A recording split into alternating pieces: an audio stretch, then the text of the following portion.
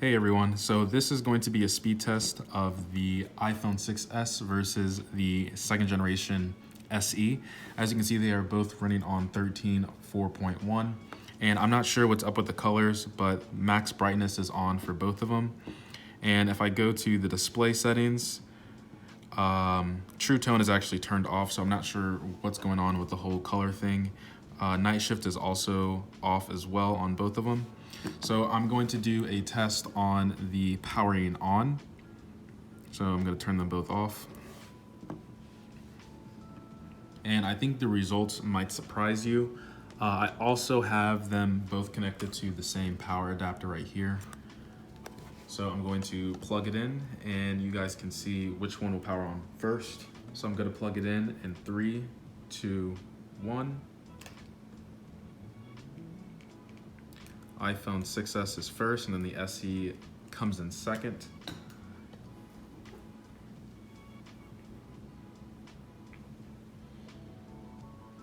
And I will do this test twice to show you guys what is actually happening. So as you can see, the 6s is on first. So I'm going to power it off once again. And what I'm gonna do now is I'm actually going to turn on the SE first, and then I'll turn on the iPhone 6s. So I have them both unplugged, so you guys don't think I'm trying to plug anything in. I'm gonna turn this one on first, the SE.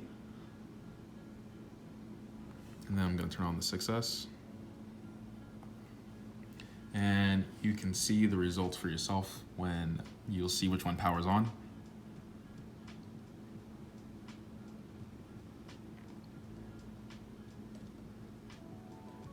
So now it's at the exact same time, even with the advantage over to the SE by turning on first. For the performance tests, I have nothing running in the background, and I just chose some of the top apps right now that are free under the App Store, and 2 heavy intensive games, which are Fortnite and PUBG. From there, we'll move on to the speed test, as well as a regular benchmark with Geekbench 5. So starting off with the performance, I'm gonna try and open these up at the same time. So 1, 2, 3, zoom. As you can see, they both opened up at the same time. We're gonna open up TikTok,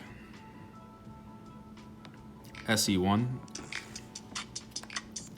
and then we're gonna open up YouTube at the same time, 1, 2, 3. I'm gonna give it over to the SC on that one in terms of loading. Moving on to Instagram. SC comes out ahead once again. Open up Snapchat. SC wins once again. But as you can see, the iPhone 6s is not that far behind.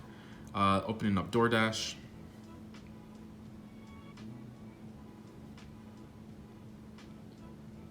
I think the 6s might have won that one slightly. Opening up Cash App. SC wins that one.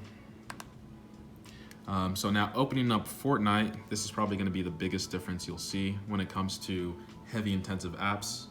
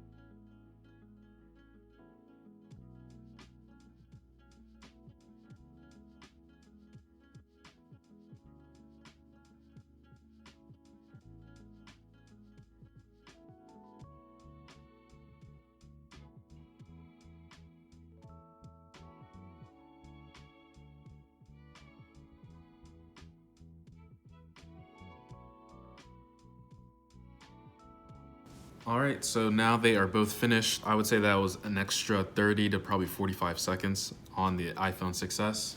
So now I'm gonna hit play at the same time.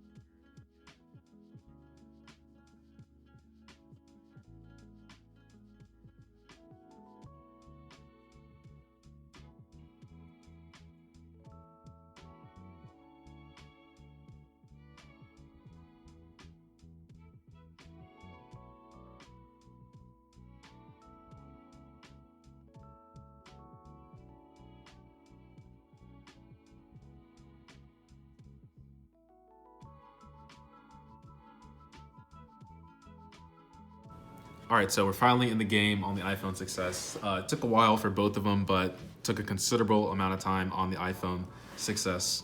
So now we're going to move on to PUBG.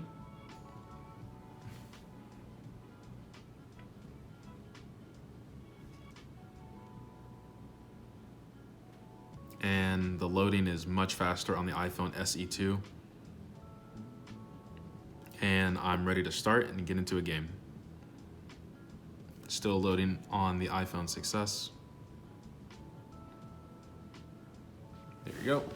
All right, so now moving on to networking, we're going to do a quick speed test. Hopefully they both sync to the same server. I'm going to switch the servers real quick so they can be identical. So what I'm gonna do for the speed test, I'm actually redoing it right now. I'm doing them one by one because when I run them both at the same time, the numbers there was a pretty big discrepancy between the two. So I don't have Wi-Fi 6 or anything like that. I just have regular Wi-Fi 5, 100. So I have 82 and 105 on the iPhone 6S. Yep, this is definitely what I like to see. So a little bit faster on the SE. And will it pull ahead in the upload? It's gonna be close. Yep, it's the same upload. So I would say they're pretty identical in terms of the networking. But when I did do them at the same time, these are the results that I got. So that's why I re-ran them again, one by one. So now I want to just clear everything. All right, so for the Geekbench test, I want to show you guys that there is nothing running in the background. So in the SE2, we have the A13 Bionic chip. And in the 6S, we just have the regular A9. This one has 3 gigabytes of RAM, and the 6S has 2 gigabytes of RAM. So we're gonna start with the CPU benchmark.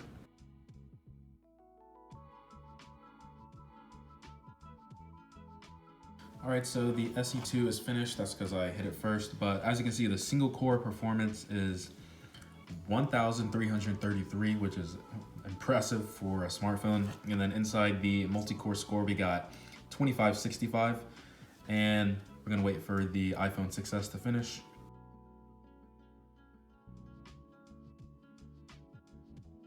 All right, so the 6s is finally finished, and as you can see, the A9 processor, it's still good, but looking at the benchmark scores, you can see how much more powerful the A13 Bionic chip is from Apple and the SE2.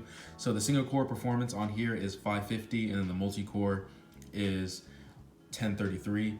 So I want to say that the biggest difference that you'll see when coming to the iPhone SE is it's really fast compared to the iPhone 6s. But if you're using heavy applications, then you can definitely tell the iPhone SE is faster than the 6s. But if you're still doing very minimal stuff like what we were doing before, like opening up Zoom or TikTok and whatnot, the iPhone 6s is still pretty fast. So if you intend on doing some, that app is something else, but I still say if you have the iPhone 6s, you should still consider upgrading to the iPhone SE2, just because with that A13 Bionic chip, you are pretty much future-proofing yourself for heavier applications to come out in the future. Where as you could see on the iPhone 6s, when it came to running Fortnite and PUBG, it really just lagged behind in terms of trying to run the game and took a lot of time. So the SE is definitely worth the upgrade, especially for the asking price. This is the product red, and this is the gold, but I have it wrapped in a D-brand skin. But yeah, that's pretty much the performance test of the iPhone SE2 and the 6s. I'm definitely going to give it over to the iPhone SE2 just because of that extra gigabyte of RAM, as well as the more powerful A13 chip. So I also will do a speed test between the iPhone SE and then my main phone, which is the iPhone 10, so you guys can see the performance difference between those two. And if you want to see more tech content, please make sure to subscribe and leave a like if you enjoyed the video, and I'll see you in the next one. Much love.